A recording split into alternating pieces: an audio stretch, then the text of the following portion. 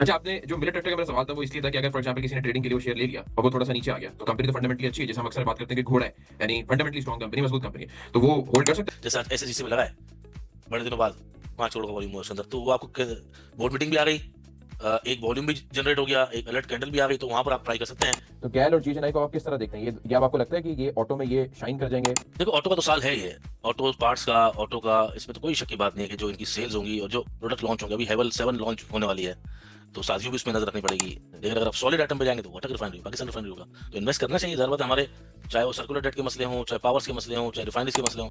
Engro Engro holdings, तो पहला target इसका 229 हो सकता है, लेकिन ये अगर इसके अंदर नीचे भी मिलता है तो घबराए नहीं।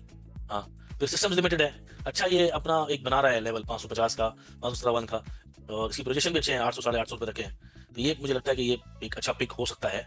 जैसे आपने फेयर वैल्यू की बात की, एक कंपनी की फेयर वैल्यू कैलकुलेट करने का क्या सही तरीका है? कैसे पता चलेगा इस कंपनी की फेयर वैल्यू क्या है? फिर एटलस होंडा, शानदार रिजल्ट, शानदार, इसमें भी 300 400 भी गुंजाइश, और ये भी हमारी टॉपिक में है, डिविडेंड वाली में। अच्छा सोहेल साहब, what's next for the market? अब मार्केट किस तरफ देख रही है? इंटरेस्ट रेट भी डिक्लाइन की तरफ आ गया हमारा, 1% हमारा इंटरेस्ट रेट नीचे आ गया। तो मुझे लगता है टॉप पिक के अंदर लकी सीमेंट जो हमारी टॉपिक में है, Atlas Honda, Atlas battery system limited, मैं समझता हूँ कि एक अच्छी कंपनी है, अटक रिफाइनरी, क्योंकि हमारा टारगेट दिसंबर 2025 का अचीव हो चुका है, हो इन चुका है। जनवरी, यस। तो इसलिए मैं तो अब तो आधा सेल प्रेफर करूंगा, ना कि नहीं बाइंग। ये माड़ी का चार्ट है, ठीक है। अब मैं ये कह सकता हूँ कि यहाँ से माड़ी ये कंसोलिडेशन फेज से निकला, ये पूरा कंसोलिडेशन फेज था जब एक्स हुआ था। अगर ये मंडे वाले दिन इस 620-25 के ऊपर खड़ा हो जाता है तो अगला सफर 660 का आहिस्ता आहिस्ता, मतलब पहले सफर नीचे का भी सफर हो सकता है, अगर टूटता है तो वापस नीचे भी आ सकता है। अस्सलाम वालेकुम, वेलकम टू तेजी मंदी शो। मुझे ज्वाइन करें सोहेल फारूक साहब। शो शुरू करने से पहले, by the way, welcome Sohail साहब, पैनल में शुक्रिया ज्वाइन बहुत करने बहुत के लिए। शुक्रिया, बहुत शुक्रिया सर। और शो को स्टार्ट करने से पहले मैं एक अनाउंसमेंट करता चलूं कि तेजी मंदी शो के फर्स्ट सीजन का ये लास्ट एपिसोड होगा, एपिसोड 10, जो आप लोग देखेंगे इस वीक। और उसके बाद इंशाल्लाह सीजन 2 आएगा, क्योंकि हम लोग अब इस्लामाबाद का ट्रिप स्केड्यूल है, तो पूरी टीम जो है वो कराची से इस्लामाबाद ट्रैवल करेगी।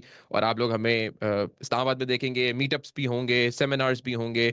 जिससे भी हमसे कोई यूनिवर्सिटी का सेमिनार होगा, कोई मीटअप है, तो आप हमें कांटेक्ट कर सकते हैं, व्हाट्सएप कर सकते हैं 0336 4444 088 पर। तो इस्लामाबाद में हम लोग 2 हफ्ते होंगे, तो कंटेंट आपको मिलेगा, अपडेट आपको मिलेगी, चाहे वो मार्केट के हवाले से हो, रिजल्ट सीजन के हवाले से हो। और लाइव सेशंस चलते रहेंगे इंशाल्लाह, जैसे लाहौर में थे। लेकिन तेजी मंदी शो को हम क्लोज करेंगे फर्स्ट सीजन को, और रमजान के बाद इंशाल्लाह इसका जो सेकंड सीजन है उसको कंटिन्यू करेंगे। तो वेलकम करते हैं जी सोहेल साहब, कैसे हैं आप? सर, सर वैसे ही वही बाल, वही खाल, वही चाल, सब वही है।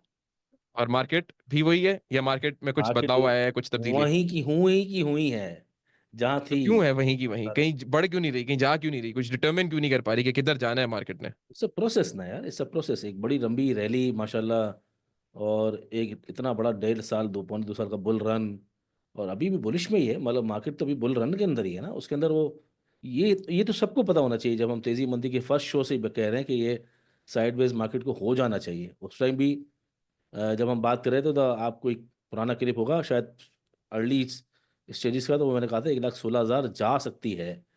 तो 1,16,000 तो उस वक्त चली भी गई, बल्कि 1,17-18 हो गई, 18,700 हो गई करीबन, और उसके बाद नीचे आई। तो साइडवेज की तो हम बात कर रहे थे कि साइडवेज का एक जो फेज़ है वो मार्केट के लिए बहुत ज़रूरी है।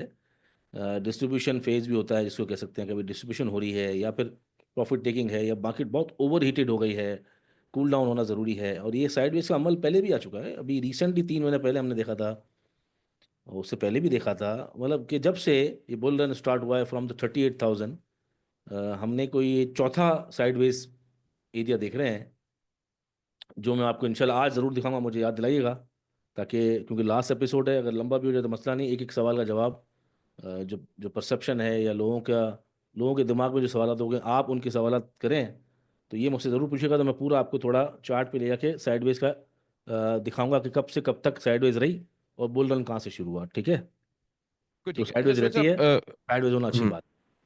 बिल्कुल ठीक है, क्योंकि हमने लास्ट एपिसोड में रिजल्ट सीजन की बात की थी, तो मैं थोड़ा सा उधर लेकर चलता हूँ। स्टार्ट करते हैं मारी पेट्रोलियम से। आई थिंक 9 साल की स्ट्रीक मारी पेट्रोलियम ने कोई पे आउट नहीं किया। जो इन्वेस्टर, अब टेक्निकली तौर पे तो हमेशा ये बताया जाता है कि ये स्टॉप लॉस है और ये आपका टेक प्रॉफिट का एरिया है, यहाँ पे एक्यूमुलेट हो रहा है, ये डिस्ट्रीब्यूशन है, ये सब चीजें तो टेक्निकल टर्म्स हो गई। इन्वेस्टर्स के लेकिन लिए नहीं। जो इन्वेस्टर है वो तो हर लेवल पर जमा करता है जी बिल्कुल। पे आउट के लिए। लेकिन जिस इन्वेस्टर ने 800 पे भी जमा किया, 700 पे भी जमा किया, वो इस इंतजार में था कि मुझे बारी पेट्रोलियम से, इतनी फंडामेंटली स्ट्रांग कंपनी, कुछ पे आउट मिलेगा। पे आउट नहीं मिला। क्या रीजन है? और उस इन्वेस्टर के तो, अगर आप कैलकुलेशन करें तो उसको क्या रिटर्न मिला क्वार्टरली वाइज भी, अगर वो उसने मारी पेट्रोलियम को होल्ड किया तो। यार आप 25-30 रुपये डिविडेंड लेके क्या कर लोगे यार? आपकी कंपनी इतनी बड़ी, अ, आपकी कंपनी जो है वो, मतलब कि आप समझो कि, चलो देखते हैं ना रिजल्ट क्या है माड़ी का। ये आप देख रहे हैं जो जो सारी जो जो रिजल्ट आता है, उसमें हम्म। ये 3 मंथ पीरियड है, ठीक है, हम्म। 3 मंथ का, और 6 महीने का ये है, तो 6 महीने के अंदर 25 रुपये कमाए हैं। सही है। अब 6 महीने के अंदर आप ये देख रहे हैं, ये नंबर देख रहे हैं, प्रॉफिट फॉर द ईयर, जी बिल्कुल। 10, हम्म। 100,000, 10,000, लाख, 10 लाख, करोड़, और 3 लाख है, 10 करोड़, अरब, 10 अरब, 30 अरब रुपए हैं ये। ठीक है। कितने हैं? कितने 30 अरब। हैं? तीस 30 अरब अरब। रुपए कमाए हैं आपकी कंपनी ने। हम्म। 30 अरब को अगर डॉलर में भी डिवाइड कर दो ना आप, और आप हम्म। इस कंपनी को लेके जाओ दुनिया भर के कंपैरिजन करो, पता चलेगा कि आपको कि ये कंपनी 1400 में भी नहीं मिलती, वहां पर 1500 में। और लास्ट एपिसोड में मैंने आपको कहा था ना कि जैसे नीचे आया है वैसे ही ऊपर हम्म। जाएगा, गया कि नहीं गया? हम्म। क्या बिल्कुल बॉटम ठीक मारा। है। अब बिल्कुल। हम बिल्कुल। अगर माड़ी को अगर देखें, ये माड़ी का चार्ट है, ठीक है। हम्म। अब मैं ये कह सकता हूँ कि यहाँ से माड़ी, ये कंसोलिडेशन फेज से निकला, ये पूरा कंसोलिडेशन फेज था जब एक्स हुआ था, सही है। बिल्कुल ठीक है। बिल्कुल सही है। एक्स हुआ था, और वहाँ हम कह भी रहे थे कि इसको पहले बेच दें, बाद में आपको मिलेगा, जब तक आपका पैसा घूम जाएगा। और दूसरे तीसरे प्रोग्राम में हमने कहा कि अब हमने कॉल देना शुरू कर दी, क्योंकि इसमें वॉल्यूम लगा है।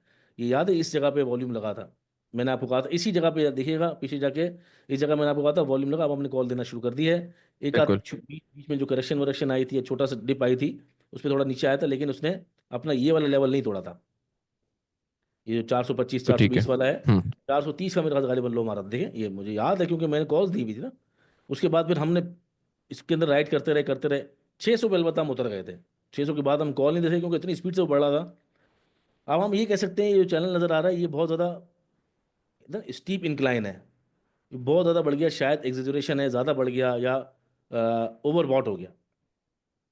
उसके बाद देखें आप, जब ये नीचे आया तो ये ज़रा एग्जेजरेशन में ज़्यादा गिर गया, फिर एक चैनल में आया डाउनवर्ड ट्रेंड। अब उसको बिल्कुल उसने साइडवेज किया, उसका बॉटम मारा, रिजल्ट आया, फिर बॉटम गया, और वहाँ से पूरा उठ के आज चैनल टॉप, डाउनवर्ड का चैनल टॉप। और उसके पास एक और चैनल बन रहा है आफ्टर ट्रेंड का। अगर ये मंडे वाले दिन इस 620-25 के ऊपर खड़ा हो जाता है, तो फिर अगला सफ़र 660 का, आहिस्ता हम्म। आहिस्ता, मतलब पहले सफ़र नीचे का भी सफ़र हो सकता है, अगर टूटता है तो वापस नीचे भी आ सकता है। तो कोई ना कोई सपोर्ट हम्म। बनाएगा, ज़रूरत इसने एक दफ़ा सपोर्ट बना ली है, 517, 525 नए लेवल क्रिएट होंगे, और ये चलता रहेगा, ट्रेडिंग भी होगी, इन्वेस्टमेंट भी होगी, किसी को डरना थोड़ी चाहिए। अगर कोई कंपनी, अगर आपकी कंपनी वक्ती तौर पे, आपने 700 में आपको अच्छी लग रही है, 30 अरब रुपए 6 महीने में कमा रही है, और आप ये सोच रहे हो कि यार मुझे जो है वो डिविडेंड नहीं मिला, 30 रुपये 25 रुपये कमाई करके आपकी कंपनी आपको चलो पूरे 25 रुपये बांट देती। अरे भाई वो पैसा 30 अरब रुपये जब लगाएगी कहीं हम्म। भी किसी कारोबार में, डाइवर्सिफिकेशन, तो ऑलरेडी 10 अरब तो उसने वो लगा रही, आईटी की उसमें लगा रही है। 17 साल हम्म। का उसका, मतलब उसको जो है वो, एक पहले ही एक खबर आई थी, कौन सी थी, कि उसका लाइसेंस रिन्यू हो गया था। फिर एक इसका स्टेक उसने लिया है माइनिंग में। फिर उसके अंदर एक ड्रिलिंग का कॉन्ट्रैक्ट भी, यूनाइटेड यूनाइटेड अरब अरब इमारात में भी कहीं स्टेक है उसका। तो आप जरा किताब खोल के तो देखो कंपनी आपकी बिजनेस क्या करती है। इतनी बड़ी कंपनी जिसका जो इतना ट्रैक रिकॉर्ड स्ट्रांग हो, ठीक है। जब 400-500 जहाँ 2 महीने खड़ा हुआ तो लोगों ने वहाँ नहीं लिया। और अक्सर लोग ऐसा करते हैं कि जब स्टॉक चलना शुरू होता है, चलना शुरू करता है, शोर शराबा होता है, और एवरीबडी, जब हर कोई जीनियस बन जाता है, वहाँ पर लोग बाय करते हैं और वहाँ थोड़ा परेशान हो जाते हैं। लेकिन जब यही 125 में मिल रहा है, तो साइकी देखो ना, जब एक चीज़ 800 में अच्छी लग रही है और सोचा जा रहा है 1500 हो जाएगा, और वही चीज़ 525 में बुरी लग रही है। अच्छा सुल साहब, इधर इधर ही मैं थोड़ा सा डिस्कस ही करना चाहूंगा। आपने कहा 30 अरब कमाए कंपनी ने। अगर एक कंपनी इतना पैसा कमा रही है, तो पहली रीजन क्या है कि वो पे आउट क्यों नहीं करी? दूसरी चीज, जो आपने उसकी एक्सपेंशन की बात की, मैं वहां पे अपने कनेक्टिंग सवाल रखना चाहूंगा कि जो कंपनी पे आउट करती है वो अपने एग्जिस्टिंग प्रोजेक्ट्स के ऊपर करती है, ऑयल एंड हम्म। गैस के ऊपर, एक्सप्लोरेशन के ऊपर है। सिर्फ अपने शेयर होल्डर से एक प्रीमियम डिमांड करना या एक्सपेक्ट करना कि वो अपने बाकी प्रोजेक्ट्स में लगा रही है जिसमें उसकी अभी कोई एक्सपर्टीज नहीं है, ना उसने अपने आपको मनवाया है इतनी हम्म। सैचुरेटेड मार्केट में, तो हम्म। आपको नहीं लगता दिस इज अनजस्टिफाइड? नहीं, क्यों अनजस्टिफाइड है यार? उसके बाद 30 अरब रुपये आया, कैश फ्लो है। अभी तो मजीद डिटेलिंग, जब उसकी ट्रांसमिशन रिपोर्ट आएगी तो हम देखेंगे उसको अच्छी तरह। लेकिन ये सही है। बात भी तो है ना कि जब वो 30 अरब रुपया उसके बाद वो आपसे मांग तो नहीं रही, राइट्स तो नहीं बेच रही ना। नहीं, चोरी राइट्स नहीं दे चकारी रही। तो किसी किस्म की नहीं हो रही ना। अब देखो ना, बहुत सारी कंपनियां हैं जो इतना शो करती हैं कि भाई हमने ये, हमारा कॉन्ट्रैक्ट हो गया है इससे, फला कंपनी से हो गया है ऐसे, पता चला आखिर में उसके पास कैश फ्लो ही नहीं है और वो राइट्स डिक्लेयर कर रही है। बिल्कुल ठीक है। ऐसी भी कंपनीज आपने देखी है ना ओवर द ईयर्स, हमने देखी है कि यार हर बिल्कुल। रोज मटेरियल इन्फॉर्मेशन है, परफॉर्मेंस कंपनी कुछ नहीं है। ये तो बाकायदा शो कर रही है ना कि मैं 30 अरब रुपया मेरे पास है और मैं डाइवर्सिफिकेशन में जा रहा हूँ, और मैं जो है वो आईटी में भी जा रहा हूँ, मैं मजीद ड्रिलिंग भी कर रहा हूँ, मैं माइनिंग में भी जा रहा हूँ, और ऑलरेडी जो एग्जिस्टिंग बिजनेस है उसको भी, उसी ग्रोथ के लिए भी सोच रहे हैं। तो अगर हम ये सोचें कि यार इस वक्त अगर हम प्राइस आज से देखते हैं, देखिए आज की क्लोजिंग क्या है उसकी, तकरीबन 600 रुपये, ठीक है।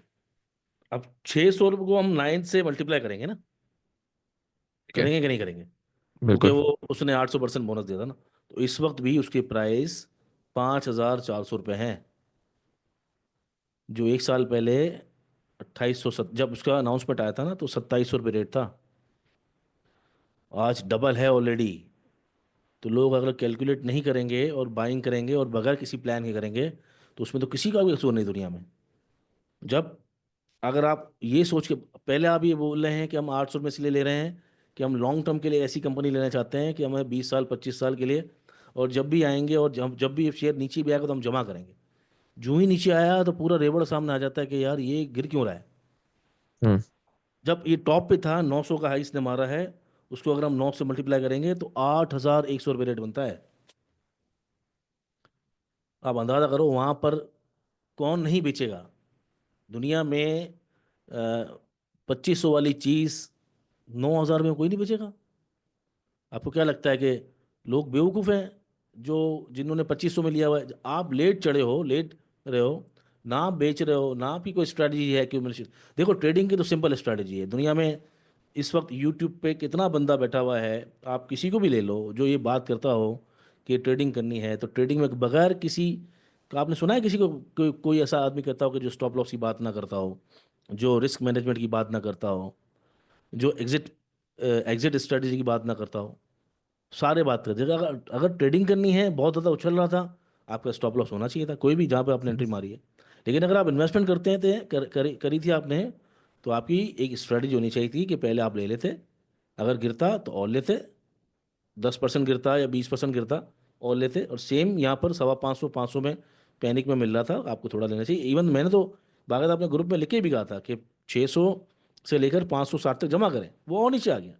लेकिन अल्लाह का हम्म। शुक्र है कि अगर जिन्होंने जमा किया भी होगा तो आज भी उनका कोई 5-7% ऊपर ही बिक रहा होगा, अगर उन्होंने, किसी ने 570 की 75 की एवरेज बना भी ली होगी तो ये, जब अगर हम किसी भी चीज़ को कैलकुलेट नहीं करेंगे, रिजल्ट आया पढ़ेंगे नहीं, प्रीवियस हिस्ट्री नहीं पढ़ेंगे, ट्रैक रिकॉर्ड नहीं पढ़ेंगे, मटेरियल इन्फॉर्मेशन नहीं पढ़ेंगे, तो आपकी कंपनी है वो, आपकी कंपनी है ना वो, आप उसके हिस्सेदार हैं अब।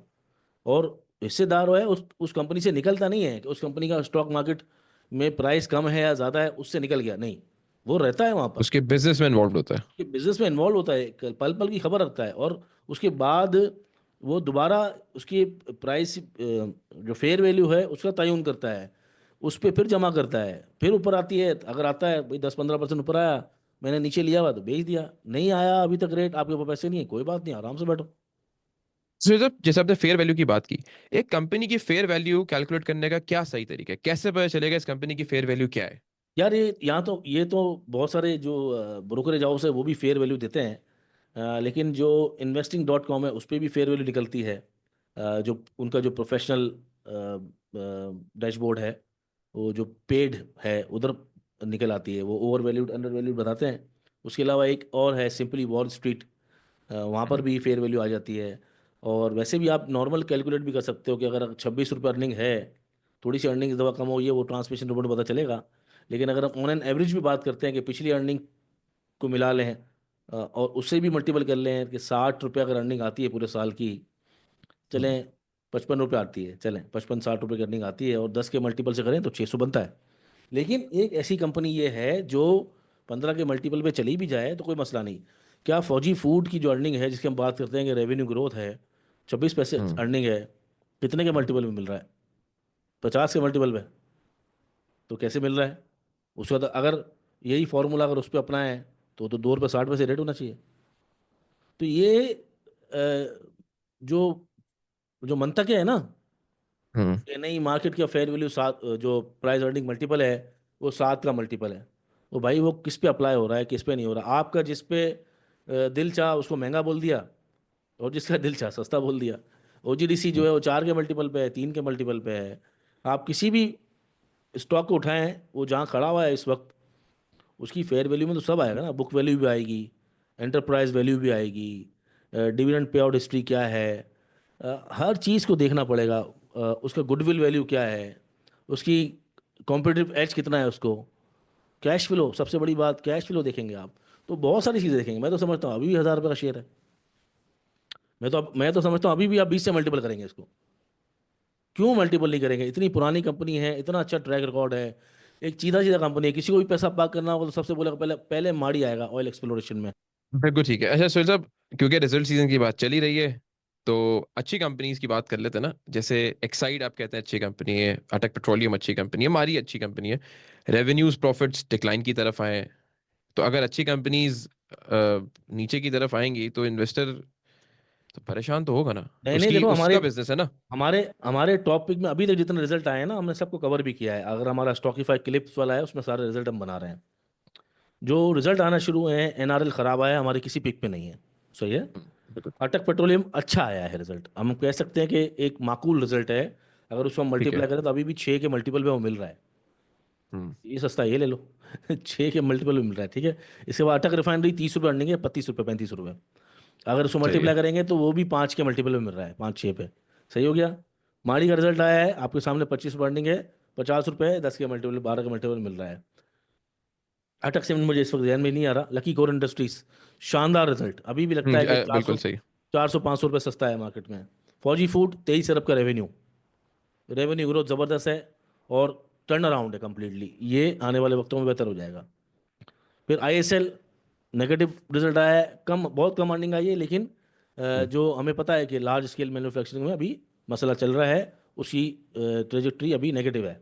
लेकिन इवेंचुअली अगर ये बॉटम आउट होगा तो उसके बायर्स एक्टिव हो जाएंगे, क्योंकि इसके अंदर एक पोटेंशियल है, अच्छी कंपनी है, पुरानी है। लेकिन ज़ाहिर बात है ऐसी कंपनियां जब अगर नीचे मिलेंगी तो, और इसीलिए परफॉर्म भी नहीं कर रही। एक्साइड, इसकी आज से नहीं, पिछले कई सालों से इसकी अर्निंग्स वॉलेटाइल है। आपको इसकी अर्निंग उतनी ही मिलेगी इस वक्त जितने का है ये, जो ऑन एन एवरेज है ना, वो आपको 100 रुपये साल की, 125 साल की, ऑन एन एवरेज, कभी 200 रुपये साल की आ जाती है, तो कभी 75 रुपये सालाना हो जाती है। तो ये आप इसकी अर्निंग देखेंगे तो ये पार पार है इस वक्त, मतलब कि इसके अंदर बढ़ने की गुंजाइश भी है। अगर अगले रिजल्ट से पहले फिलहाल एक्यूमुलेशन जोन में जाएगा, वहाँ से फिर एक रैली बनाएगा, क्योंकि इसने इतनी बड़ी रैली बनाई थी यार। मतलब एक चीज़ 350 रुपये की थी, वो 1200 रुपये हो गई थी। तो वो नीचे आ बिल्कुल। रहा है आहिस्ता आहिस्ता आहिस्ता आहिस्ता, अब एक्यूमुलेशन जोन में है। और जब भी एक उसका एक टाइम पीरियड खत्म होगा उसके बाद चलेगा ये। फिर एटलस होंडा, शानदार रिजल्ट, शानदार। इसमें भी 300 400 रुपये जो गुंजाइश, और ये भी हमारी टॉप पिक में है डिविडेंड वाली में। जिसका भी हमने टॉप पिक में रखा हुआ है ना, जो 2025 के जो हमारा टॉप 25 फॉर 2025, और top dividend dividend stocks for all, उसके अंदर जितनी भी कंपनियां हैं टोटल सब मिला के, अगर हम काउंट करें तो 40 42 कंपनी है। सबके रिजल्ट बड़े अच्छे आ रहे हैं, शानदार आ रहे हैं। एस एस सीएससी भी जी सी रिजल्ट आया आज। एस आज आया सीएससी का रिजल्ट, हालांकि लार्ज स्केल मैन्युफैक्चरिंग का फटा पड़ा हुआ है, लेकिन उसकी अर्निंग देखिए आप। और 2 रुपये शायद डिविडेंड भी दे दिया उसने, लेकिन हमारा डिविडेंड से इतना मैटर नहीं करता।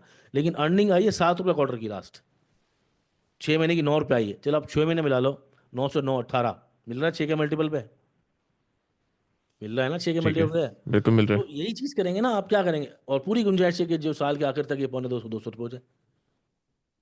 तो अर्निंग्स के अंदर आपने तमाम चीज़ें देखनी है कि ऐसा तो नहीं है कि उसकी सेल्स, उसके रेवेन्यू कम हो रहे हैं, टॉप लाइन कम है कि बॉटम लाइन कम कम है, बीच में कहीं फाइनेंशियल चार्जेस तो नहीं लगे हुए ज़्यादा, अदर इनकम तो नहीं है कहीं पैसे पहले ज़्यादा हो अब कम हो। तो बहुत सारी चीज़ें देखनी है ना। ये ऐसे तो नहीं कि हम जो है ना वो सिर्फ लिमिटेड चीज़ें देखें कि यार टॉप लाइन देख ली है बॉटम लाइन देख नहीं रहे, बॉटम लाइन देख ली है टॉप लाइन देख नहीं रहे। तो बहुत सारी चीज़ें देखनी होती है, और पुरानी अगर कंपनी होती है तो अप्स एंड डाउन्स आते रहते हैं, डिप्रिसिएशन भी आता है, खर्चे भी होते हैं, फाइनेंशियल चार्जेस भी होते हैं, नया लोन भी होता है।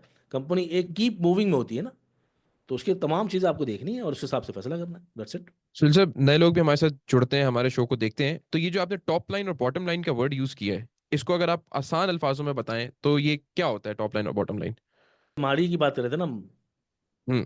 तो माड़ी के ये एरिया है, एक क्वार्टर का लगा ना, ये जो एरिया है, ये टॉप लाइन हो गई। उसमें आपको बिल्कुल ये ठीक है। रुपीज़ इन थाउजेंड्स है ना, तो आपको थाउजेंड मतलब 3 जीरो मिलाने पड़ेंगे। Unit in hundred, thousand, 10,000, lakh, 10 lakh, crore, 10 crore, अरब, 10 अरब।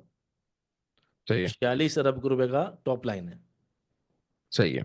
और ये नेट सेल्स यानी सब जो टैक्सेशन काट के ये आ गई नेट सेल्स। फिर ये सारा जो आपका royalty, financial cost, other charges ख़त्म करके आपकी ये आ गया ग्रॉस मार्जिन्स। ग्रॉस मार्जिन के बाद आपका financial other income, finance income, share of loss, सब सब कुछ मिला के जो नीचे आता है आपका, ये बॉटम लाइन हो गई। 9 रुपये 30 पैसे की अर्निंग हो गई। तो टॉप लाइन, ठीक है। बॉटम लाइन, इसके बीच में सारा है। ये आपने देखना होता है कि ग्रॉस मार्जिन कितना है, सब चीज़ें कितनी है। और इससे थोड़ा बहुत आप अ, पता लगा सकते हो कि कंपनी आपकी एक्चुअली कर क्या रही है। प्रॉफिट फॉर द पीरियड, मतलब ये जो बॉटम लाइन है, नॉन अर्निंग, ये नेट, बिल्कुल सब कुछ काट कूट के प्रॉफिट है आपका, तो तकरीबन 11 अरब बनता है। ये देखिए आप, हम्म, सही है। तो ये टॉप लाइन बिल्कुल और ठीक है। Bottom line. बिल्कुल ठीक है। सुनील साहब, आगे बढ़ते हैं। रिजल्ट सीजन पे काफी मैंने कोशिश की कंपनीज के रिजल्ट्स भी डिस्कस कर लें, और मारी का तो सवाल कमेंट्स में भी आ रहा होता बिल्कुल है। करें। फॉरेन बाइंग शुरू हो गई हमारी मार्केट में?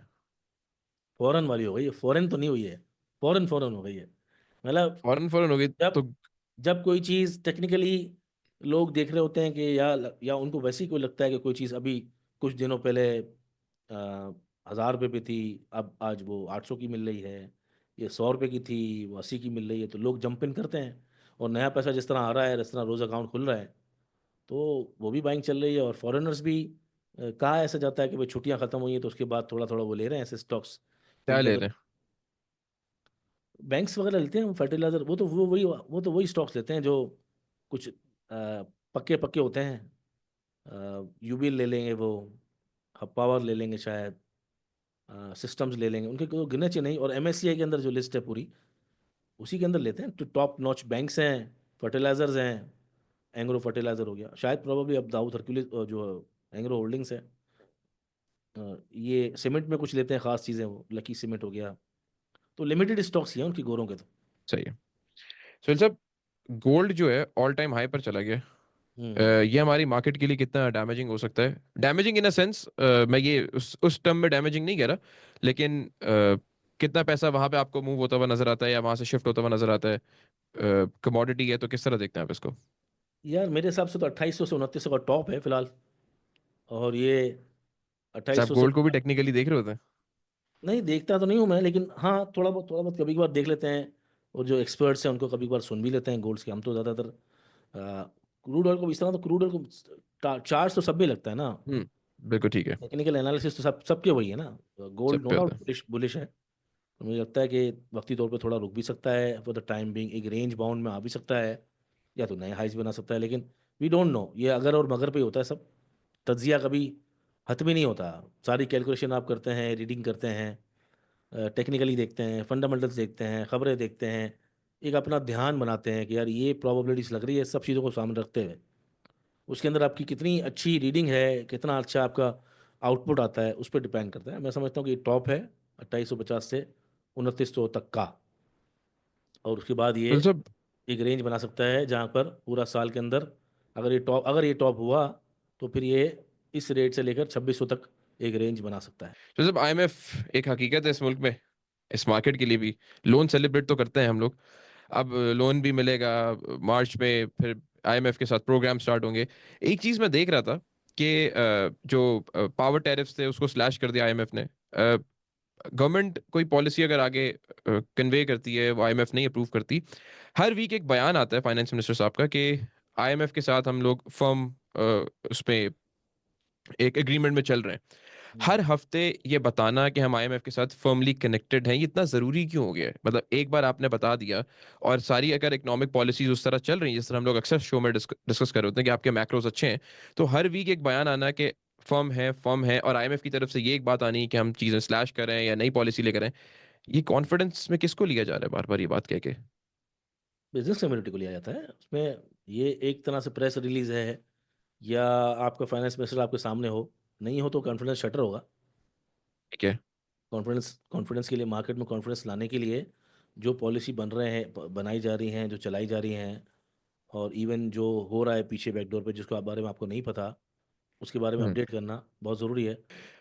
अच्छा सुहेल साहब, what's next for the market? अब मार्केट किस तरफ देख रही है? इंटरेस्ट रेट भी डिक्लाइन की तरफ आ गया हमारा, 1% हमारा इंटरेस्ट रेट नीचे आ गया। अब क्या बजट को देख रही है, क्वार्टरली क्लोजिंग को देख रही है? उस पर थोड़ी सी नजर डालिएगा। हाँ जी, ये है आज का चार्ट। ये आज हमने भेजा था ग्रुप में, बिल्कुल सेकंड सेशन से पहले गालिबन। और ये जो चैनल चल रहा था ना पीछे से डाउनवर्ड था, मार्केट जब से टॉप लगाया मार्केट ने, उसके बाद हम्म। मार्केट एक डाउनवर्ड ट्रेंड चैनल में चल रही है। ये चैनल बना हुआ है। और एक जो ऊपर का चैनल था वो तो अप ट्रेंड का था, ब्लैक वाला, जो उसको हम हर प्रोग्राम में बात करते हैं, ठीक है। उसके बाद जब मार्केट आई तो एक नीचे एक चैनल बनने की कोशिश हुई थी, लेकिन उसको भी तोड़ दिया। ये जो रेड चैनल चल रहा है उसके अंदर ये ब्लू यूं आई, टॉप लगा, रिजेक्शन आई, फिर ऊपर, फिर सॉरी फिर नीचे, फिर ऊपर, फिर नीचे, फिर ऊपर। और उसी को मार्केट ने, उसी चैनल को सपोर्ट लिया है 2 दिन पहले। और आज फर्स्ट सेशन में ही तकरीबन उसका टॉप लगा है। उसके ऊपर जब आई तो यहाँ पर मैंने कहा भाई अगर ऊपर भी जाती है तो भी रीटेस्ट के लिए जाएगी, फिर ही ऊपर जाएगी, और अदरवाइज ये नीचे हम्म। जाएगी। तो आप लोग जो है वो सेल करें। सेल का मतलब है कि चैनल का बॉटम से टॉप का सफ़र, क्या ब्रेकआउट होगा या fake out, strategy to sell on strength की ही रहेगी। ये सही भेजा है। गया है जब बिल्कुल टॉप लगा है। और अब मैं आपको वापस बता देता हूँ कि यहाँ पर जब हम आते हैं इसके अंदर, तो देखें कितनी खूबसूरती से हमने अब बताया था आपको कि अप ट्रेंड जब टूटता है, जो ये हमारा ऊपर पिछला चलता हुआ आ रहा था, जब आप मुझसे पूछ रहे थे कि सुहेल भाई नीचे जा रही है, तो मैंने कहा ये तो प्रॉफिट टेकिंग है, करेक्शन नहीं है। याद है आपको? बिल्कुल बिल्कुल मुझे याद है, बिल्कुल मुझे ये याद है। टॉप लगा था पहला, जब हम लाहौर में थे, फिर इसका बॉटम लगा था।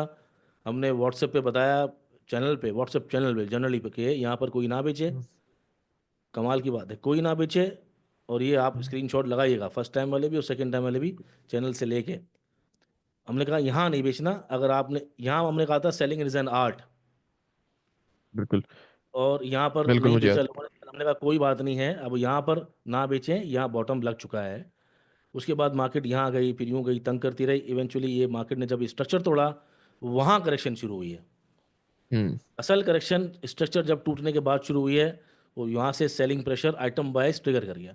बहरहाल एक डाउनवर्ड ट्रेंड था यहाँ पर, अल्हम्दुलिल्लाह, अल्लाह का शुक्र है। मैंने हमेशा पे लास्ट टाइम भी आपको कहा था ना कि इसमें अल्लाह ताला की कोई मदद आती है जब आप हलाल काम करते हैं।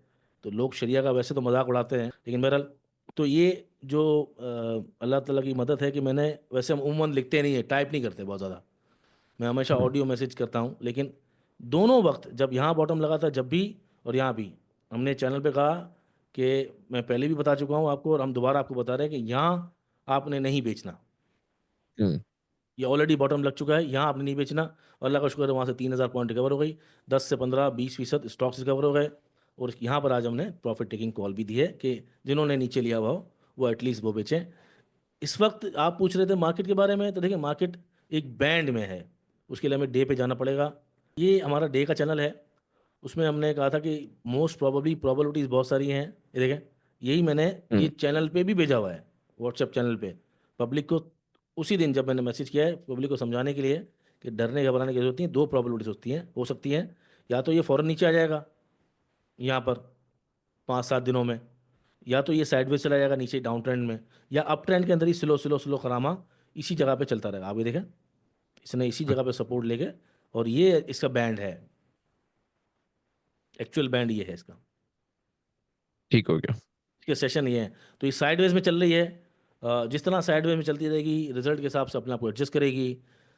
और जैसे ही उसके तमाम जो स्ट्रक्चर हैं, डेली के, मंथली के, वीकली के, सब नॉर्मलाइज हो जाएंगे, और एक फेज़ आपको नज़र आएगा। फिर ये जब तक 1,18,000 19,000 का लेवल क्रॉस नहीं होता, जब तक उस तरह का बुलिश एग्रेशन आपको नहीं दिखेगा, और इसी तरह की मार्केट प्रॉबेबिलिटी रहेगी। इसके अंदर सब मुमकिनात में से है। ये सारी प्रॉबेबिलिटीज जो मैंने बताई, यहाँ पर भी, यहाँ पर भी, और ये भी, ये तीनों पॉसिबिलिटीज़ मौजूद हैं। इसलिए हर आदमी को जो कारोबार कर रहा हो उसके अपने हिसाब से रीडिंग करनी चाहिए। और अगर ये स्ट्रक्चर टूटता है तो फिर 1,32,000 30,000 हम फ़ौरन देख भी सकते हैं, लेकिन इवेंचुअली 1,32,000 30,000 होना है। हमने यही कहा है लोगों को कि अगर ये कंसोलिडेशन फेज़ ख़त्म हो जाता है तो अगली रैली होगी वो 31-35 तक नज़र आ रही है। तो ये सब मुमकिनात में से होता है, सब तक पॉसिबिलिटीज़ देख हैं। रहे हैं आप ये कंसोलिडेशन कंप्लीट होते हुए? कुछ आपके टेक्निकल्स कुछ बता रहे हैं कि कब तक कंसोलिडेशन हो जाएगी? यार देखो, बहुत अच्छा क्लोज हुआ है आपका ये वाला आज का दिन, और लास्ट जो हमारा वीकली था वो भी क्लोज हुआ है। तो एक जो बड़ा एक अच्छा लेवल बना हुआ था ना बड़े दिनों से मार्केट का, वो 1,13,500 बना हुआ था, ये वाला लेवल। ठीक है। ये लेवल सही। बड़ा अच्छा बना हुआ था मार्केट का, और वीकली भी उसने देखा ऑनर कर दिया है अभी। और ये बहुत अच्छा एक लेवल था मार्केट का जिसने अभी, आप समझें कि इस लेवल को 1 2 3, ये वीकली कैंडल से, और दिन में भी, डे में भी आपको बता रहा हूँ, इस उस बैंड में घूम रहा है। तो इस चैनल को जब अगर हमने बनाया है यहाँ से, ये 61,000 से 59,000 से, तो इस तरह लग रहा है कि ये वापस उसने बॉटम तो मार लिया है, ड्रिल कर लिया है। 1 लाख जो 1,11,000 1,10,000 का जो मारा है ना लो इसी हफ्ते शायद, हम्म। उसके लो बना के आज 4,000 पॉइंट ऊपर खड़ी हुई है, और मोस्ट प्रोबेबली अगर आने वाले हफ्तों में ये 1,23,000 दिखा सकती है। लेकिन पहले उसको ब्रेकआउट देना पड़ेगा। और दूसरी भी चीज़ मौजूद है कि ये अगले हफ्ते बिल्कुल इस चैनल को जो प्रीवियस लो लगा था वो आके टच करे, और आने वाले दिनों में 1,11,000 12,000 भी हो सकता है। तो इसका स्ट्रक्चर मुकम्मल ही होगा, प्रॉब्लम नहीं होगी कोई। ठीक है। इसको तोड़ देती है, ठीक हो नीचे गया। खड़ी हो जाती है, तो फिर हम परेशान हो जाएंगे। डाउन ट्रेंड नहीं है, साइडवेज है, अप ट्रेंड भी नहीं है। मार्केट के पास सबसे जो बड़ा इस वक्त जो पहला टारगेट है वो 1,15,000 के ऊपर मार्केट ने खड़ा होना ज़रूरी है। अगर मार्केट खड़ी होती है तो देन विल मूव टुवर्ड्स इंशाल्लाह 1,18,000। लेकिन अगर नीचे आती है सेलिंग प्रेशर से, तो हमारे पास पहला जो सेवियर है वो 1,13,500 है। ये है मार्केट का फिलहाल जो है वो स्ट्रक्चर। ठीक है। सुनील साहब, इस तरह की मार्केट में एक बड़ी इंपॉर्टेंट चीज होती है कि ट्रेडिंग के लिए बड़ी थिन रेंज हो जाती है। तो ट्रेडिंग किस तरह की जाए? और एक टॉपिक बड़ा इंपॉर्टेंट है जिस पे मैं चाहता हूँ हम थोड़ा सा डिस्कशन भी करें। नए लोग भी सुनते हैं, पुराने भी सुनते हैं, लेकिन सबके साथ एक इंपॉर्टेंट चीज होती है, लोग स्टॉप लॉस नहीं लगा पाते, बेच नहीं पाते।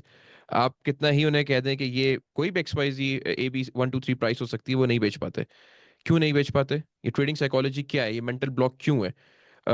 किस तरह इस तरह की मार्केट में फिर ट्रेडिंग करे इंसान, या ना करे? नहीं, मुझे भी पता है नहीं बेच पाते, बहुत सारे लोग बेच नहीं पाते, इसलिए हमारी सिलेक्शन ऑफ स्टॉक हमेशा अच्छी होती है। मुझे या सुफियान को कॉल देने में मुझे कोई प्रॉब्लम नहीं है। मैं WTL की दे दूँ, नॉन शरिया है। नॉन शेयर है। कोई भी ऐसा स्टॉक है जो मैं इसको दे दूँ। हाँ, हमने अपने पास जो पेनी स्टॉक रखे हुए हैं वो 3 4 ही हैं। अब तो खैर बढ़ गया, फौजी फूड, वेज अप्लायंसेज में हमने बहुत काम करवाया था पहले ही रैली में, अभी नहीं करवाया क्योंकि लोग ऊपर पे फंसे हुए हैं 12 रुपये वाले। अल्लाह का शुक्र है आज तो काफ़ी लोग निकले। अ, लेकिन दोबारा जब हमें नज़र भी आया तो हमने काम नहीं कराया। हमने कहा यार इसके अंदर लोग क्वांटिटी लेके फंस जाते हैं। सिनर्जी में हमें काम करवाया हमने। लेकिन जब दोबारा जो 7.5 वाला, खैर अल्लाह का शुक्र है हाई के करीब ही है अपने, रिसेंट हाई के करीब, तो कोई फंसा नहीं है। लेकिन हमें ये महसूस होता है कि बड़ी क्वांटिटी लेके लोग फंस जाते हैं, और बड़ी क्वांटिटी में निकलते हुए प्रॉब्लम क्या होता है कि उनको फिर कमीशन का खर्चा भी ज़्यादा नज़र आता है, टैक्सेस भी ज़्यादा नज़र आते हैं जो कॉस्टिंग टैक्स हैं। तो इसलिए हम कोशिश करते हैं कि हमने जो 3 4 हमारी पेनी स्टॉक भी थे ना, वेव्स अप्लायंसेस, सिनर्जी, फौजी फूड अब रह गया है सिर्फ हमारी लिस्ट में। हम और कम करते जा रहे हैं जो छोटे स्टॉक्स हैं। हम ज़्यादातर बड़ों बड़े में तो हम वैसे ही थे, अटक रिफाइनरी, पाकिस्तान रिफाइनरी, PSO, सुई नॉर्दर्न, साउदर्न, हम सब में थे। एट एयर लिंक, ठट्टा सीमेंट, लकी सीमेंट, हर बड़ी आइटम में हम काम कराते हैं। और छोटों में हमने आहिस्ता आहिस्ता रिड्यूस कर दिया क्योंकि हमें पता है कि लोग बेच नहीं पाते, इसलिए हमने अपनी सिलेक्शन अच्छी कर ली है। उनसे तो हमने नहीं उम्मीद रखी, पब्लिक से। इसलिए जो काम कराने वाला आदमी है ना, जो आपका ड्राइवर है, जो पायलट है, उसको ही सारा बोझ लेना पड़ेगा। अगर ये आप हम बोलेंगे लोगों से कि भाई आप ही करें, आप ही खुद स्टॉप लॉस लगा लें, आप ही खुद एग्जिट करें, आप ही खुद प्रॉफिट टेकिंग करें, तो ऐसा तो नहीं हो सकता ना। हम तो कह के कराते हैं, नफ़ा नुकसान अलग बात है। जितनी ये जो 5 दिन मार्केट चली है उसके अंदर माड़ी के अंदर 3-4 एंट्रियां हैं, सिटी फार्मा के अंदर 5 एंट्रियां हैं, SLGL के अंदर एंट्री है, स्पेल के अंदर एंट्री है, बहुत सारी एंट्रियां अच्छी गई हैं माशाल्लाह, और 2-3 खराब गई हैं, तो स्टॉप लॉस हिट होते हैं। लेकिन हम एग्जिट कराते हैं, भाई स्टॉप लॉस हिट हो गया बेचो, प्रॉफिट टेकिंग का 30% बेचो, 100% बेचो, आइटम मूव नहीं कर रहा बेचो। तो हम कराते हैं खुद से, एंट्री करो, बाय करो, सेल करो, स्टॉप लॉस लगाओ, एग्जिट करो, ये हमें कराना पड़ता है। तो लोगों पे तो हम नहीं छोड़ सकते ना, हमें पता है नहीं करते। इसलिए हमारे पास जब आते हैं लोग तो हम कहते हैं कि भाई आप ये करो। अगर हम कॉल भी देंगे और यूट्यूब पे आके बताएंगे या सोशल मीडिया पे आके बताएंगे या ट्विटर पे बताएंगे या व्हाट्सएप ग्रुप से बताएंगे या चैनल बताएंगे कि भाई ये करना चाहिए और ये नहीं करना चाहिए और ऐसे करना चाहिए, ये लगता है मार्केट में अभी बहुत तेज़ी है। भाई मार्केट 2 लाख हो जाएगी 2 साल बाद, 1 साल बाद, इस साल 1,80,000 का हमने टारगेट दिया है, चलो हो जाएगा। तो आप कितने पैसे कमा लो, इंडेक्स में थोड़ी कमाते हो आप, बिल्कुल। इंडेक्स तो वही है 1,15,000 पे आज, तो आइटम में तो 20-40% गिर गई हैं। तो नीचे आ उस गई। सब चीज़ें कौन समझाएगा स्टॉक मार्केट की। मैं समझा रहा हूँ ना कि भाई वो एक्स होता है, अभी FFC ने डिविडेंड दिया है, UBL ने देना है, आपकी अटक रिफाइनरी ने दिया है, बेंगल हबीब ने दिया है, ये सब एक्स होंगी, वापस री रेट करेंगी तो इंडेक्स तो फिर बढ़ जाएगा आपका। तो उससे क्या फ़ायदा होगा, लोगों को थोड़ी पता है सब चीज़ें। ये जो इतनी टेक्निकल चीज़ें हैं, इतनी जानकारी वाली चीज़ें हैं, ये तो हर आदमी को नहीं पता।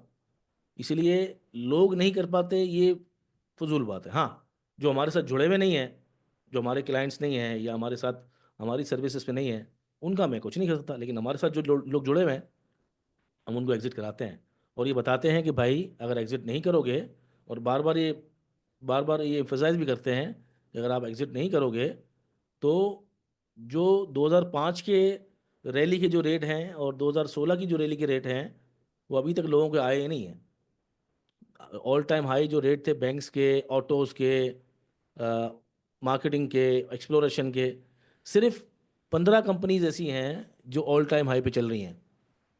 माड़ी petroleum, city pharma, Gandhara automobile, 10-12 और ले लें आप, दैट्स इट। बाकी अभी तक प्रीवियस हिस्टोरिकल जो रेट है वो नहीं आए। तो हम सबको बताते हैं कि अगर आप इन्वेस्टर हैं तो इन्वेस्टमेंट ग्रेजुअली होनी चाहिए, और ये सोच ही होना चाहिए कि अगर मार्केट गिरेगी और साइडवेज हो जाएगी तो आपके पास क्या प्लान बी है। या वो कंपनी आपको डिविडेंड देगी या आप बहुत फ़र्क से 30-40% फ़र्क से दोबारा ले सकेंगे। और अगर आप सिर्फ कैपिटल गेन के लिए आए हैं, स्विंग कर रहे हैं और डे ट्रेडिंग कर रहे हैं, तो स्टॉप लॉस के बगैर आप काम कर ही नहीं सकते। दिस इज़ इट, और ये हमें कराना पड़ता है और हम करते हैं। तो सब जो अब नेक्स्ट वीक बोर्ड मीटिंग्स होंगी, उसमें पाकिस्तान रिफाइनरी की भी बोर्ड मीटिंग है, ईफर्ट की भी है। किस तरह आप बोर्ड मीटिंग्स को देख रहे हैं, किस तरह के रिजल्ट आप एक्सपेक्ट कर रहे हैं, किस तरह का डिविडेंड आप सोच रहे हैं, मिलेगा नहीं मिलेगा, नहीं किस तरह देखो, मैंने ट्रेडिंग करनी चाहिए, किस तरह इन्वेस्टमेंट प्लान करनी चाहिए? लास्ट वीक भी आपने ये पूछा था, मैंने कहा था देखो यार, रिजल्ट आने के बाद जो काम करेंगे ना, रिजल्ट आने के बाद स्पेकुलेशन आपने करनी है, आप रिजल्ट से पहले कर सकते हैं। सही क्या है। आपने चैनल पे देखा और कोई आइटम जो है वो चल रही है या वॉल्यूम लग रहा है, आप एक सट्टा करें। लास्ट वीक में आपको मैंने यही बोला है ना कि सट्टा जो चलेगा वो हम्म। रिजल्ट आने की उम्मीद पे चलेगा, और स्पेकुलेशन चलती है। रिजल्ट को दिमाग में रखते हुए कि फलां दिन बोर्ड मीटिंग है, उससे पहले स्पेकुलेशन लोग करते निकल जाते हैं। मेरी स्ट्रेटजी रिजल्ट आने के बाद काम करने की है।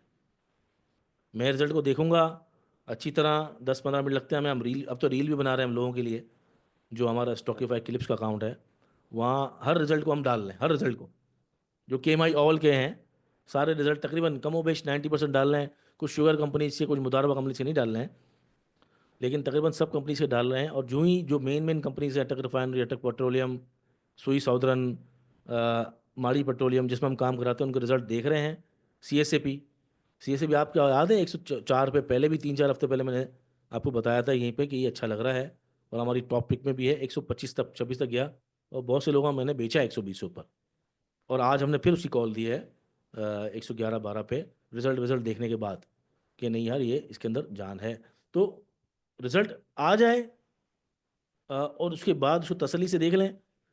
बहुत ऐसा बहुत ही मुश्किल है कि बहुत कोई चीज़ बहुत ज़्यादा बढ़ जाए, जैसे आपका एटलस होंडा और लकी थोड़ा बढ़ गया रिजल्ट के बाद, बहुत ही कोई आउटस्टैंडिंग किस्म की अर्निंग आ गई ना, लेकिन आपको 5%, 7% महंगा मिल रहा था और क्या।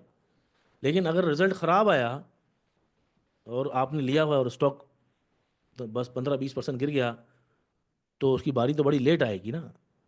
तो बिल्कुल सही है। इसलिए रिजल्ट आ जाए, अच्छी तरह आप तसल्ली कर लें, उसके बाद एंटर हों और उसके बाद प्लान बनाएं, ज़्यादा बेहतर ये है। सोच जब मैं अभी ये खबर देखा था, बल्कि हमारे ग्रुप पे भी लगी हुई थी, कोई बिलियनर है, आई थिंक बीच नाम है क्या, मैंने पूरी खबर तो नहीं देखी, बट उसका ओवरव्यू ये था कि वो इन्वेस्टमेंट प्लान करेंगे, Pakistan is an attractive venue for investment, जिसमें वो रियल स्टेट है, आई थिंक मिनरल्स की इंडस्ट्री है, एआई की इंडस्ट्री है। ये जो एआई के अंदर पाकिस्तान में पैसा लगेगा, ये किधर लगेगा?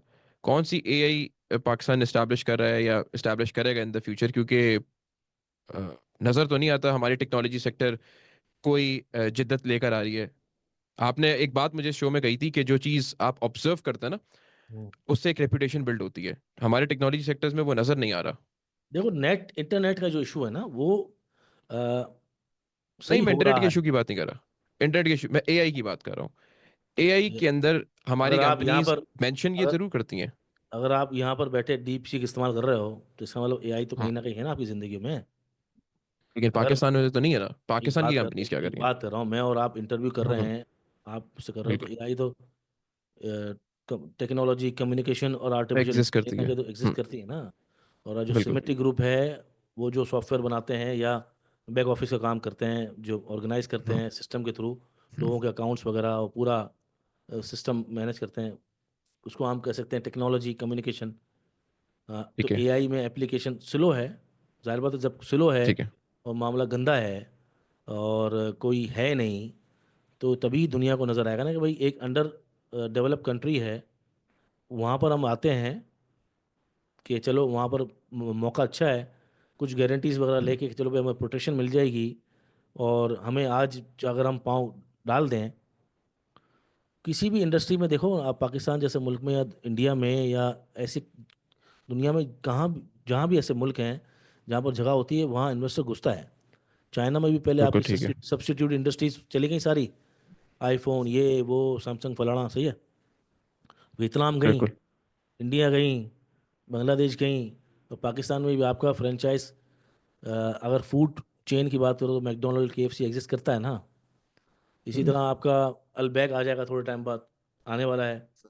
गो पेट्रोलियम जो है, उसके अंदर आपका सऊदी अरामको है। तो बिल्कुल। बहुत सारी जगह पे आपको इन्वेस्टमेंट आती हुई नज़र आ रही है।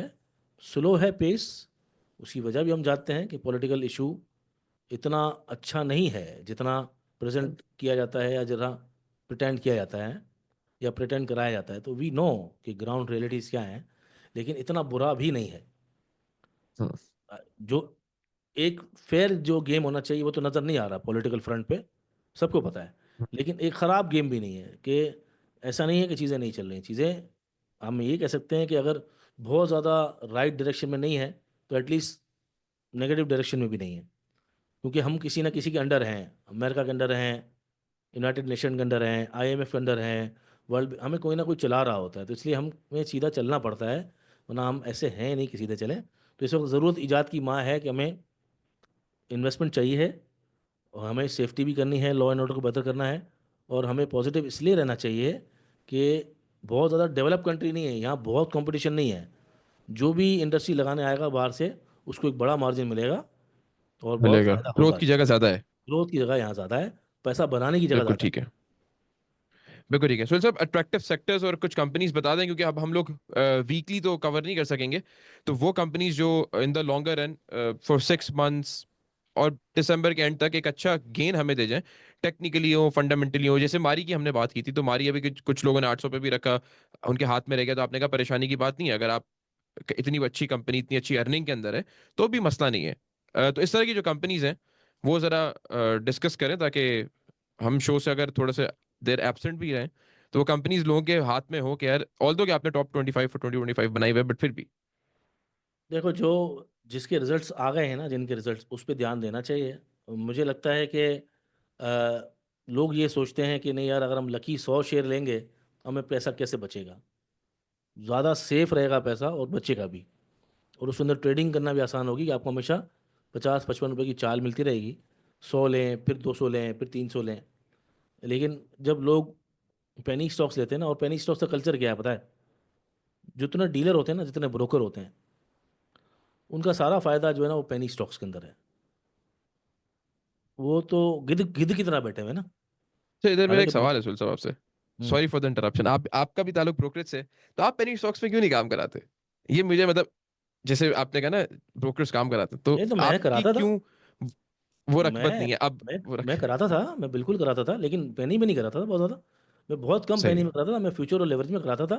फिर इवेंचुअली ठीक मुझे है। दो जो इमरान खान के दौर में जो मंदी हुई ना, उसके बाद तो मुझे रियलाइज़ हुआ, और ठीक ठाक रियलाइज़ हुआ, मैं झूठ नहीं बोलूँगा। लेकिन बहरहाल जो हमारा मकसद था कि स्टॉक मार्केट में लोग आएँ और हमारा क्लाइंट भी बढ़े, ज़ाहिर बात है, आप जब यूट्यूब पे आते हो उसका मकसद क्या है? अपने आप को मार्केट करना ना। और बिल्कुल मार्केट ऐसे ही करने है। के लिए, हाँ, और मार्केट करने के लिए आप चाहते हो कि लोग हमारे पास आएँ, सिंपल है। अब गलत हूँ मैं, कितना कितना सही हूँ, ये तो अल्लाह बेहतर जानता है या लोग बेहतर जानते हैं, नो बडी इज़ परफेक्ट। तो मुझे ये रियलाइज़ हुआ कि नहीं यार, ये जो मंदियाँ आती हैं इसके अंदर या तो फ्यूचर में अगर उसके पास है तो हम फोर्स सेलिंग करा रहे हैं, उसके बाद तो पैसे बचते ही नहीं है काम करने के लिए। फिर हम्म। हमें रियलाइज़ हुआ कि अगर फंडामेंटली स्ट्रांग कंपनी नहीं दिलाई और मार्केट गिरी, तो लोग तो बेच सकते नहीं, आपको पता है सारे लोग तो नहीं बेच सकते ना। अगर आप एग्जिट कराते भी हो तो लोग बोलते हैं कर लिया कर हम्म। लिया। लेकिन सैकड़ों लोग जब पता है काम करते हैं, पता चला यार तो झूठ बोल रहा था, डर रहा था नुकसान से। तो हमें हम्म। वो भी रियलाइज़, हमें भी पता है, जैसे मैंने कहा ना हमारी सिलेक्शन अब अच्छी है, बहुत अच्छी क्यों है। तो मैं वो रियलाइज़ करने के बाद नहीं कराता, मुझे पता है लोग बेच नहीं पाते। और जब साइडवेज मार्केट होती है, मंदी होती है, तो उनको कुछ मिलता भी नहीं है। और अगर लेवरेज फ्यूचर कराओ तो मुझे लगा कि यार ये जो लोग हैं जो हमारे ग्रुप्स में होते हैं या फिर हमारे हमें ब्रोकरेज देते हैं, ये ज़िंदा हैं तो हम ज़िंदा हैं, सिंपल है, कोई बात ही नहीं है दूसरी। ये ज़िंदा है तो हम ज़िंदा तो हैं। हम जिंदा। अफसोस मुझे एक बात पे हो रहा है कि बहुत बड़े बड़े नाम जो है वो आते हैं पहले यूट्यूब पे, बड़े बड़े लेक्चर देते हैं, और मुझे सब पता है उनके बारे में। वो काम कराते हैं पेनी स्टॉक्स में, अपने आप को बहुत बड़ा स्टॉक के चैंपियन कहते हैं। कोई खलकत खुदा जो है उसके बारे में सोच रहा होता है, उसको गाइड कर रहा होता है। जब ब्रोकरेज में आते हैं तो वही सिनर्जी, बैंक मकरमा, अगड़म तगड़म टैली, और मेजॉरिटी में 80% वही। और जब वो फंस जाएगा क्लाइंट, क्योंकि वो सारा तो आदमी बेच सकेगा नहीं, आप बोल हम्म। भी दोगे ना तब भी वो नहीं बेचते। हम ठीक है, मैं तो लेक्चर दे रहा होता हूँ, समझा रहा होता हूँ, हर रोज़ एग्जांपल दे रहा होता हूँ, पास्ट की बता रहा होता हूँ, करंट सिनारियो में बता रहा होता हूँ कि यार देखो आपने नहीं बेचा, देखो कहाँ चला गया स्टॉक, देखो फला कहाँ चला गया। और मुझे अजीब सा फील होता है कि इतने बड़े बड़े नाम फ्रंट पे आते हैं, बहुत बड़ी बड़ी बातें करते हैं, और जब ब्रोकरेज में जाते हैं, जो चले गए हैं बहुत सारे और कुछ ऑलरेडी ब्रोकरेज में हैं, तो वहाँ पता चलता है काम ही उल्टा है सारा। हम्म। हमारे पास आते हैं लोग अपना पोर्टफोलियो दिखाने के लिए, और यकीन करें अगर मैं बताना शुरू कर दूं ना रील बना बना के कि फलां आदमी ने फलां आदमी को ये दिलाया हुआ है, मेरा कोई बोलेगा बंदा जाके बाहर कि सुहेल फारूक ने, सुफियान ने ये दिलाया है, हमें मसला नहीं होगा। वो वो वक्ती तौर पे फंडामेंटली गिरा, इतनी स्ट्रांग है। हाँ वो वक्ती तौर पे गिरेगा भी ना, तो हमें पता है कि वो मजबूत घोड़ा है, जब वो मजबूत। उठेगा तो सबसे पहले वही भागेगा। समझ रहे हम्म। हो बात, फर्क समझ रहे हो? बिल्कुल फर्क बिल्कुल। ये है कि जब मैं किसी को दिलाऊंगा वो वक्ती पर शोर करेगा। शोर शराबा करना लोगों की आदत है, वो मैटर नहीं बिल्कुल। करता मेरे लिए। मैं ये कह रहा हूँ कि जब वो पोर्टफोलियो किसी को दिखाएगा, वो नीचे आ भी चुका होगा ना अगर 10-15%, तो मुझे पता है कि वो कमाएगा एक दिन। 100% कैश पे है, डिफरेंट मतलब कि वर्सलेट, उसका जो डाइवर्सिफिकेशन है उसमें, हम्म। जब भी मार्केट चलेगी सेक्टर वाइज तो उसकी बारी आएगी। मैं इस तरह काम कराता हूँ। लेकिन अगर आप हम्म। देखो मार्केट में जो लोग मेरे पास आते हैं ना, बड़े बड़े नाम, नाम बड़े और दर्शन छोटे, आते हैं मेरे पास, मैंने फलां जगह पर अकाउंट खुलाया, मेरे पास पड़ा हुआ क्या है, कोसम, सिनर्जी, फलाना दिमागा, ये वो, सारे आईसीयू वाले स्टॉक्स, वो स्टॉक्स जो वक्ती तौर पर चलते हैं बरसाती मंडे की तरह, Karachi electric, you name it. हाँ कभी कभार उसमें छक्का लगता है, वो तो वही है ना कि भाई आपकी बाउंड लगी लगी बाउंड्री, नहीं लगी नहीं लगी। मैं, ब्लाइंड हिट है। हाँ तो इसलिए लोगों को आदत भी हो गई है। लोग अगर नहीं समझेंगे कि यार पेनी स्टॉक्स में काम नहीं करना चाहिए, अच्छे मजबूत स्टॉक में काम करना चाहिए, घोड़ों पे पैसा लगाना चाहिए, गधों पे नहीं बैट लगाते, घोड़ों को देख के कि घोड़ों की स्ट्रेंथ, जो ताकत है घोड़ों की, वो रिजल्ट है उसके, उसका हिस्टोरिकल डेटा है।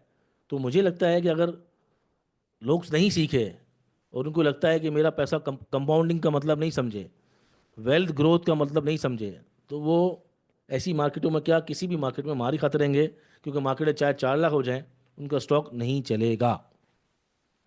देखें, एटलस बैटरी एक अच्छी कंपनी है। रिजल्ट अगर उसका देखते हैं कैसा आता है, लेकिन मुझे लगता है कि ये एक अच्छी कंपनी, अच्छा ग्रुप है, अच्छी साबित हो सकती है। लेकिन ये बात याद रखिए कि जब आप शेयर्स लेंगे तो आपके ऊपर प्लान ज़रूर होगा। मार्केट में अभी भी साइडवेज है, मार्केट को अभी बुलिश ट्रेजरी में दोबारा नहीं गई है, और अभी भी साइडवेज में डाउनवर्ड ट्रेजेक्टरी में है। तो इसलिए बहुत प्यार से और बहुत ध्यान से थोड़ा थोड़ा लेंगे। तो मुझे लगता है हम्म, टॉप पिक के अंदर लकी सीमेंट जो हमारी टॉप पिक में है, एटलस होंडा, एटलस बैटरी, ठीक है, सिस्टम्स लिमिटेड मैं समझता हूँ कि एक अच्छी कंपनी है, Attock refinery for sure, Kohat cement, Bestway और Pioneer, Lucky Core Industries, Engro Holdings. अच्छा, ये हमारी सब टॉपिक्स में ही है वैसे भी। सही है। अटक पेट्रोलियम एंड पीएसओ, माड़ी स्लोली ग्रेजुअली ओजीडीसी, बैंकों में है मीज़ान बैंक, फैसल बैंक, फार्मा में अगर आप ग्लैक्सो फिरोज,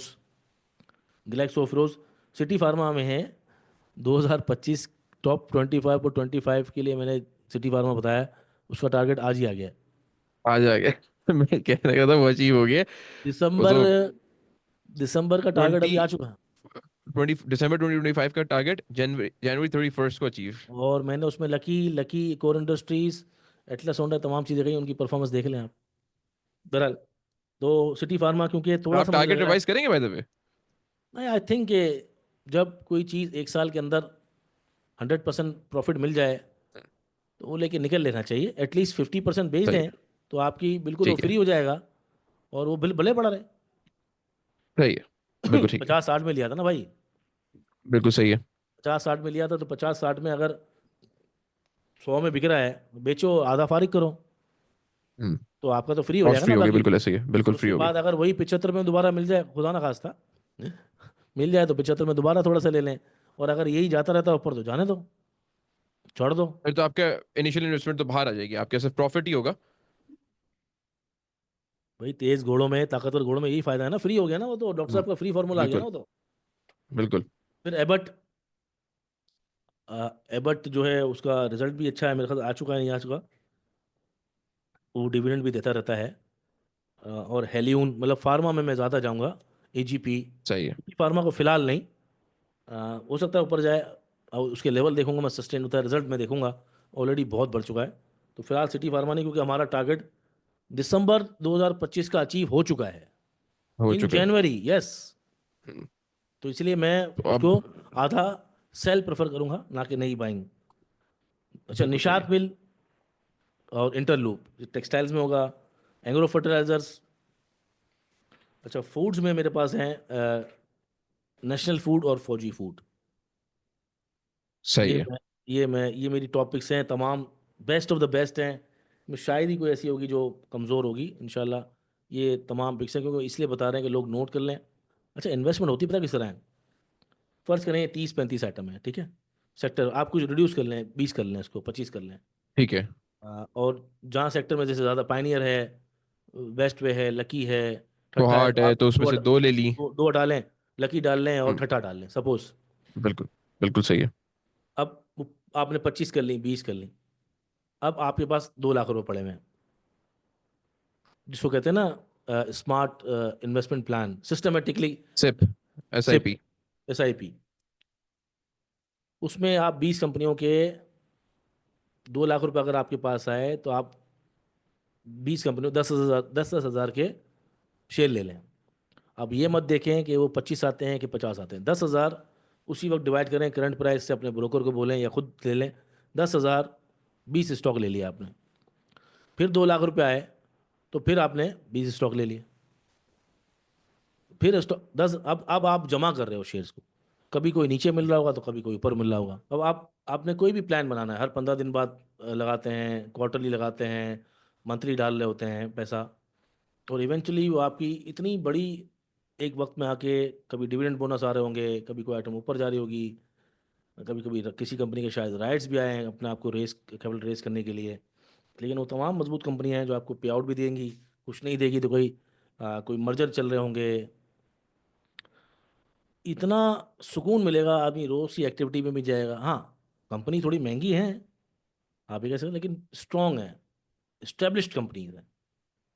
अब उन कंपनी में आप लगाते रहें, पैसा लगाते रहें और अपना एक पोर्टफोलियो बना लें 20 कंपनीज का, और उसको बढ़ाते रहें। सेक्टर वाइज सिलेक्ट कर ले। अभी देखा ना स्टील के अंदर, अच्छा इसमें कुछ और कंपनीज भी हैं, जैसे CSAP है, तारिक गिलास है, सर्विस ग्लोबल है, बाटा है, वानोबल है। तो अगर समझे स्टील के अंदर, इंजीनियरिंग के अंदर आपको 2 कंपनी सिलेक्ट करनी है, जैसे 4 है हमारे पास, INL ISL भी है, लेकिन अभी अभी ज़रूरत उनके हालात ख़राब है तो थोड़ा नीचे आए। लेकिन अगर आपने बेस्ट ऑफ द बेस्ट करनी है तो आप तो मुगल और CSAP भी जाएंगे। हालांकि मुगल मुगल का रिजल्ट भी अभी इतना अच्छा नहीं है, क्योंकि ज़ाहिर बात डेट है, कर्जा वर्जा है, लेकिन इवेंचुअली वो अच्छी हो जाएगी। तो अभी अभी आपको नज़र आ रही है कि CSAP है, तो CSAP ले लें आप। एक हो गई बेस्ट ऑफ द बेस्ट। और दूसरी, जब आप आएंगे कि चलो यार मैं मार्केटिंग में जाता हूँ, तो आपके पास ऑप्शन है, 2 बेस्ट हैं, अटक पेट्रोलियम और PSO। इसी तरह फर्टिलाइज़र में जाएंगे आप, तो एंग्रो होल्डिंग्स और एंग्रो फर्टिलाइज़र, फातमा हटा दें, तो आप आराम से 20 से 22 या 18 से 20 कंपनीज का एक शानदार पोर्टफोलियो बना के, बाय द वे सारा दिन हम यही कर रहे होते हैं। तो जो जो लोग हमसे जुड़ते हैं तो यही करवाते हैं हमसे, अपना पोर्टफोलियो बनवाते हैं। जो ट्रेडिंग करना चाहता है वो ग्रुप्स में आ जाता है, जो स्विंग खेलना चाहता है वो ग्रुप्स में आ जाता है। और अभी हम जब जा रहे हैं इस्लामाबाद, वहाँ भी वही करेंगे। इंटरव्यू पे जो बैठे होते हैं यहाँ भी यही कर रहे हैं और जब वीडियो बनाते हैं तब भी यही कर रहे होते हैं, सबको यही बता रहे होते हैं कि इस मार्केट के अंदर जितना बंदा रिलैक्स होकर काम करेगा ना, और अपने आप को डिफाइन करके काम करेगा कि मैं हु एम आई, तो इंशाल्लाह उसको कोई प्रॉब्लम नहीं आएगा। सबसे बेस्ट ये होता है नए आदमी के लिए, या इवन पुराने आदमी के लिए भी, कि अगर वो हार रहा है, उसको समझ नहीं आ रहा, तो वो मजबूत घोड़े इस तरह इन्वेस्ट करके, बहुत लोगों का बहुत बड़ा पैसा है, करोड़ों रुपया है, लेकिन वो अभी भी अपनी इन्वेस्टमेंट प्लान नहीं कर सकते। वो इसी में रहते हैं, जो ये मार्केट की जो अप्स एंड डाउन है ना यार, एक दिन के अंदर 50 लाख ऊपर, 50 लाख नीचे, जिप ऊपर जिप नीचे, रानी अंदर रानी बाहर, तो वो पैसा हारते हैं। और हम ये बोलते हैं यार, इतना पैसा होने के बावजूद पैसा हार रहे हैं, तो मजबूत आदमी है, कोई प्लान ही नहीं उसके पास। ये मार्केट तो आपको पता है कि अरबों रुपए भी खा जाएगी आपके, अगर आप ट्रेडिंग करेंगे, कच्चा सट्टा करेंगे। तो speculation, trading plan, trading plan, trading भी प्लान के तहत होती है ना, उसमें भी मेहनत चाहिए। हम्म, हम्म, हर आदमी का ट्रेड प्लान होता है, ऐसा थोड़ी होता है कि कोई भी उठाया शेयर उठा लिया। अगर हम हम्म, चैनल थ्योरी या प्राइस एक्शन पे या कुछ डाइवर्जेंस देख के हम भी अपना काम करते हैं ना, हम फंडामेंटल देखते हैं, कंपनी कितनी मजबूत है, उसका जो है ना हम्म, हायर हाइज हायर लोज देखना है। कुछ लोग जो है इंडिकेटर लगा के देखते हैं, कुछ लोग ABC पैटर्न में देख रहे होते हैं, कुछ लोग कौन सा हम्म, पैटर्न, फ्लैग पैटर्न, हर आदमी अपने हिसाब से देख रहा होता है। कोई मैगडी लगाता है, आप देखें ना यूट्यूब पे ही देख लें, आपको नजर आएगा डिफरेंट डिफरेंट स्टाइल के अलग अलग पैटर्न्स हैं बिल्कुल। सबके, और सबका ट्रेडिंग सेटअप है। तो उसके लिए भी बिल्कुल मेहनत ऐसे ही चाहिए है। होती है। तो चाहे इन्वेस्टमेंट हो, चाहे दुनिया का कोई भी कारोबार हो, उसके लिए शदीद मेहनत की ज़रूरत है भाई। पैसा कमाना इतना आसान थोड़ी है। तो ये टॉपिक्स जो मैंने बताई है, उसमें सिर्फ और सिर्फ लोगों ने करना ये है कि जमा करते रहेंगे, तो इंशाल्लाह विद द टाइम, 6 महीने साल के अंदर, आपको खुद ऐसा नज़र आएगा कि आपकी वेल्थ क्रिएट हो रही है, और वेल्थ बढ़ रही है, और आप सुकून से सो रहे हैं।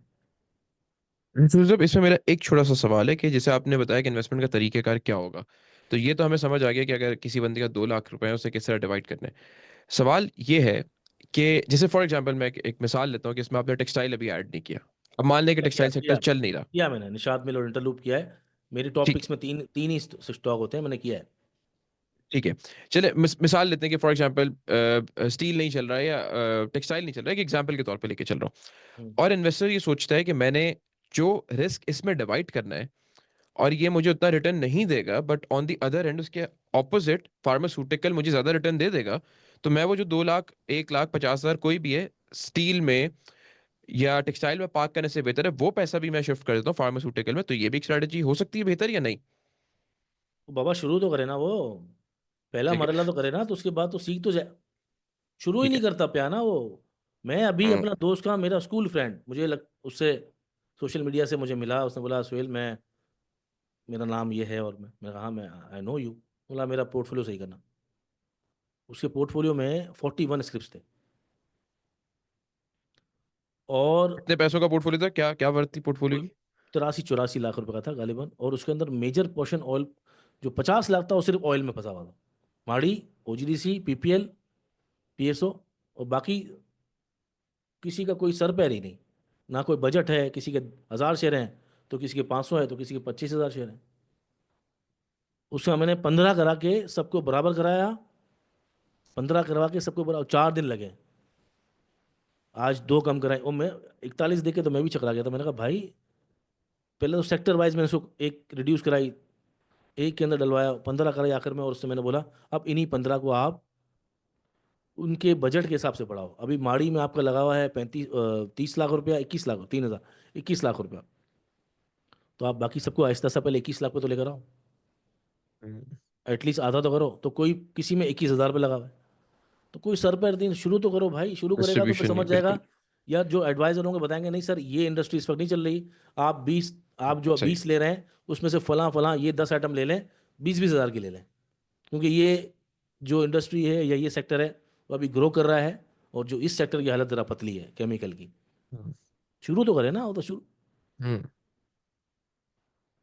बिल्कुल ठीक है सुहेल साहब, कोई ऐसी चीज जो जिससे बच के रहना चाहिए? एक तो हमेशा आप अपने शो में लेवरेज का बोलते हैं, उससे बच के रहना चाहिए। गधों से बच के रहना चाहिए जो स्लो स्लो रनिंग स्टॉक्स हैं। उसके अलावा किस चीज से बच के रहना चाहिए और किस चीज पे नजर रखनी चाहिए? देखो, गधों से बच अगर गधों से कुछ लोग बच जाते तो शायद आज वाडियाला में ना होते। तो गधों से तो बचना चाहिए। गधे जो होते हैं ना, फसाद की जड़ होते हैं। गधे आपकी ज़िंदगी में आपको तंग करेंगे। बचना किसी से नहीं है, हर चीज़ से बचना है। हर उस चीज़ से बचना है जहाँ पर आपका पैसा ज़ाया हो रहा हो। सिंपल है, बाकी कोई बात नहीं है कि फ़लाँ आदमी से बचो, फ़लाँ स्ट्रेटजी से बचो। आपने अपना गेम प्लान खुद करना है। इस तरह करना है कि आपका पैसा जाए नहीं। पैसा गया, नुकसान को पूरा करना मुश्किल होता है। इसलिए नुकसान थोड़ा बहुत जो हो, अंगूठा कहते हैं ना, वो अंगूठा काट देंगे तो हाथ बच जाएगा। तो ट्रेडिंग में अगर अंगूठा कटेगा तो ही आप बचोगे। और आपको पता होना चाहिए कि आप एंट्री कहाँ कर रहे हो, एग्जिट कहाँ कर रहे हो। या फिर ऐसे आपके दोस्त, कंपनी ऐसी होनी चाहिए, एडवाइज़र ऐसे होने चाहिए जो आपको एंट्री और एग्जिट करवा सकें। ऑब्जर्वेशन करें, दुनिया को देखें, थोड़ी मालूमात करें, सीखें, पढ़ें, पैसा है। अदरवाइज़ क्या होगा कि लॉस करेंगे, नुकसान करेंगे, फिर सीखेंगे। सीख तो जाएंगे फिर भी, लेकिन उस वक्त पैसा नहीं होगा दोबारा लगाने के लिए। बहुत शुक्रिया सुहेल साहब, शो में ज्वाइन करने के लिए। मैं अपने व्यूअर्स को बताता चलूं कि हम लोग कंटिन्यू रखेंगे इंशाल्लाह। ये सीजन 1 का एंड है, मैंने स्टार्ट में भी इसीलिए बताया था। लेकिन लाइव सेशंस इंशाल्लाह हमारे चलते रहेंगे इस्लामाबाद में, और मार्केट अपडेट्स भी चलती रहेंगी, तो आपने जुड़े रहना है हमसे। और तब तक के लिए सुहेल साहब को और मुझे इजाज़त दीजिए। अल्लाह हाफिज़।